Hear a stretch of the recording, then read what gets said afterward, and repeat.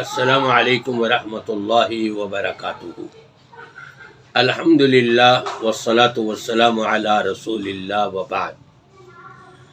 سامعین کرام، نبی کریم صلی اللہ علیہ وسلم نے آج سے 1500 سال قبل یہ پیشین گوئی کر دی تھی کہ قرب قیامت حرج عام ہو جائے گا۔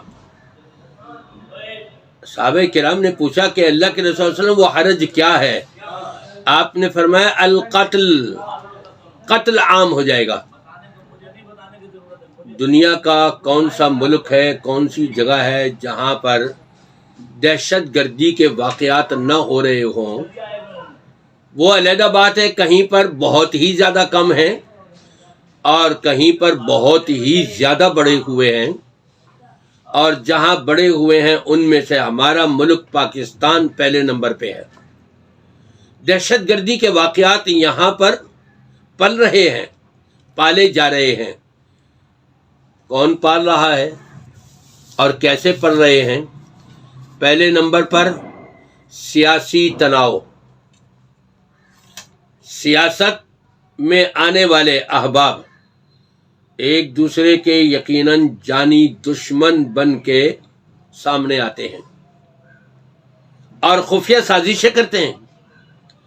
اب وقت وہ آ گیا ہے کہ مذہبی جماعتیں، ان میں سب تو نہیں لیکن ان میں اب آہستہ آہستہ بڑھتی ہوئی اکثریت ہمیں نظر آ رہی ہے کہ یہ ایک دوسرے کے خون کے پیاسے بنتے چلے جا رہے ہیں۔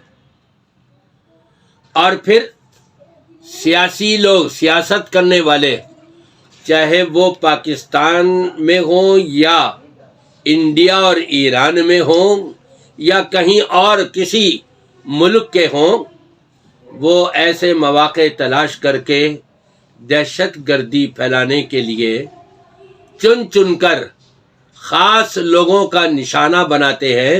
جیسا کہ خبر آئی کہ مفتی تقی عثمانی پر حملہ کرنے والے دہشت گرد گرفتار کر لیے گئے اور ان کے پاس سے اسلحہ بھی ملا، یہ بھی ملا، یہ بھی ملا، یہ رپورٹیں ساری آئیں۔ یقیناً ایسا ہوا ہوگا، لیکن حکومت کی کیا ذمہ داری بنتی ہے کہ اپنے ملک سے دہشت گردی اگر ختم کرنا چاہتے ہیں تو سب سے پہلے یہ سیاسی لوگوں کو لگام دے، اور اسی طرح سے مذہبی وہ لوگ جو ایک دوسرے کو گالی گلوچ کر رہے ہیں، ایک دوسرے کو برا بھلا کہہ رہے ہیں اور ایک دوسرے کے خون کے پیاسے بنے ہوئے ہیں اور للکارتے ہیں، جیسا کہ گلگت میں ہوا کہ ہم 1000 سے بھی زیادہ افراد یہاں ہیں، ہم یہ حکومت کی بات نہیں مانیں گے، ہمیں گرفتار کر لو، FIR کٹوا لو ہمارے لیے۔ جب ملک کے اندر برملا اس قسم کے سیاسی اعلانات ہونے لگے اور اس کو مذہبی رنگ بھی دیا جانے لگے تو پھر تو تباہی اور ہلاکت اور بربادی ہے۔ میں سمجھتا ہوں کہ اہل علم پر حملہ کرنا، چاہے وہ کسی مذہبی جماعت کی طرف سے ہو یا کسی سیاسی گروہ کی طرف سے ہو یا کسی اور طرف سے بھی ہو، یہ درست نہیں ہے قطعی طور پہ۔ بالخصوص علماء پر حملہ آور ہونا۔ مفتی تقی عثمانی صاحب کا اہل علم میں ایک بہت بڑا نام ہے۔ ایسے لوگوں کو ٹارگیٹ بنانے والوں کو کبھی چھوڑنا ہی نہیں چاہیے۔ علماء اگر ختم ہو گئے تو جہالت ہی جہالت ہوگی، پھر تو خون خرابہ اور لوگوں میں، مسلمانوں کے درمیان خون کی ندیاں بہہ رہی ہوں گی۔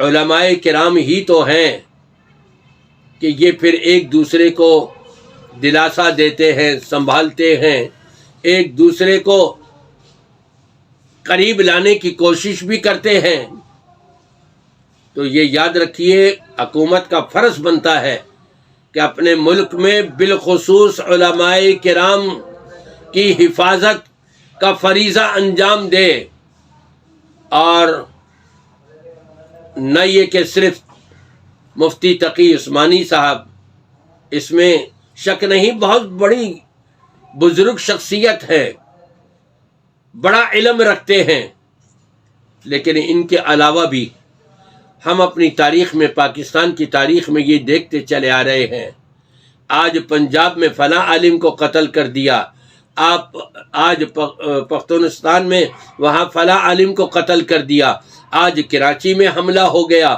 آج لاہور میں حملہ ہو گیا۔ یہ سلسلہ کب تک چلتا رہے گا، اور کب تک یہ خون خرابہ ہوتا ہوا ہم کو نظر آئے گا؟ کیا یہ واقعات دہشت گردی کی طرف لے جانے والے نہیں ہیں؟ یقیناً ہیں۔ تو پھر حکومت اس کا خاتمہ کیوں نہیں کرتی؟ یہ حکومت کا فریضہ بنتا ہے۔ ہر حکومت اپنے اپنے دور میں اس چیز کا خاص اہتمام کرے کہ دہشت گردی کا خاتمہ ہو، چاہے وہ ظاہری ہو یا باطنی ہو۔ تو انشاءاللہ حکومت کی بھی جب اس طرف توجہ ہوگی تو حکومت بھی مضبوط ہوگی، اور جب حکومت کی اس طرف توجہ نہیں ہوگی تو حکومتیں بھی متزلزل ہوتی ہوئی نظر آئیں گی، اور خون کی ندیاں بہہ رہی ہوں گی۔ اللہ تبارک و تعالی تمام مسلمانوں کی حفاظت فرمائے۔